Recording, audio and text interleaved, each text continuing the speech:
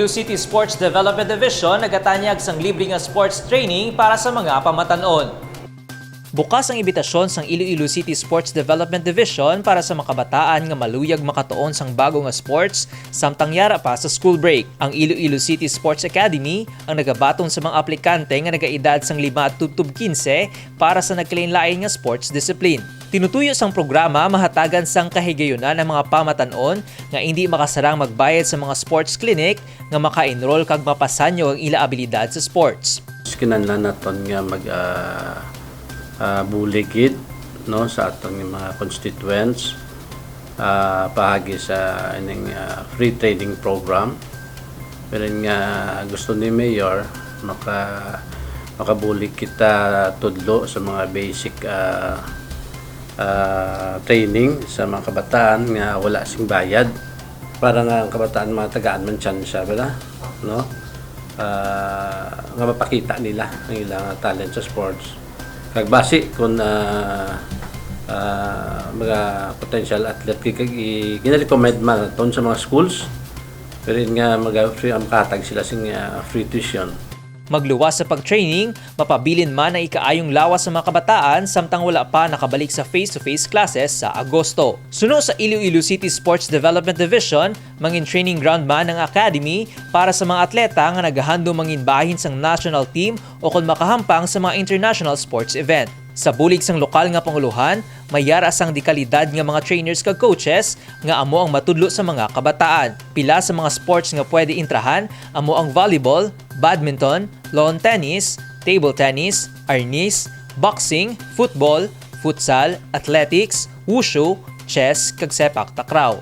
Nag-hire kita sa mga designated nga mga trainer and coaches nga gina-commend sa Philippine Sports Commission. Gina-invite kid naton ang aton nga pinalangga nga publiko sa syudad sa sining programa gina-offer gid sa aton pinalangga ang mayor ining Iloilo City Sports Academy free training program sa mga selected sports. Sa mga interesado, mahimo magbisita sa Iloilo City Sports Development Division sa 5th floor sang Iloilo City Hall ukon covered court sang YMCA Iloilo. Samtang ang mga registration form ang makita sa FB page sang ICSDD. Suportado ni Mayor Jared Treñas ang programa sa sports sa pagpati nga makaangkot sang disiplina ang mga kabataan kag mangin aktibo matapos ang 2 ka tuig nga negatibo nga epekto sang pandemya.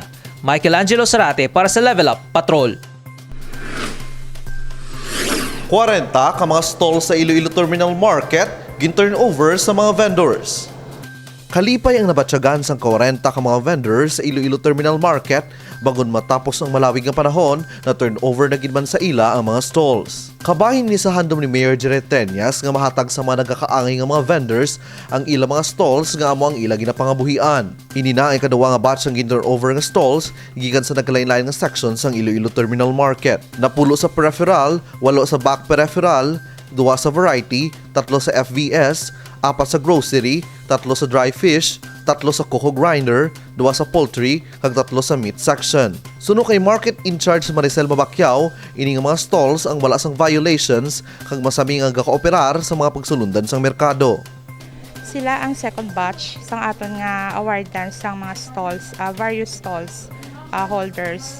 Bali sila ang mga owner stall holders na wala problem nga sila gid ang ga-manage sang ila mga stalls. Hindi lamang source ang pang-adlaw-adlaw nga kinahanglanon sa mga vendors ang stalls, bungod para sa iban sa ila, iniman ang ila ginakuhaan sang source para sa pagtuon sang ila mga kabataan. Gani ang pag-turnover sang stalls ang magapasiguro sang ila malawig pa nga pagbaligya sa merkado. Number 1, of course, they are residents of Iloilo City. Then sila ang mga vendors nga sang una nga ara na da. Then ang gabayad sila, wala sila delinquency. Kaga-abide sila sa policy sa aton nga market. Sa karon, nagapadayon ang rehabilitasyon sa nagkalain-lain nga merkado publiko sa syudad sang Iloilo. Pasalig ni Mayor Treñas, hindi lamang mayo ang sitwasyon sa mga merkado, kundi mahatagan man sa komportable nga lugar ang mga vendors kag mga bumalakal. Kevin Patrick Casipe para sa Level Up Patrol.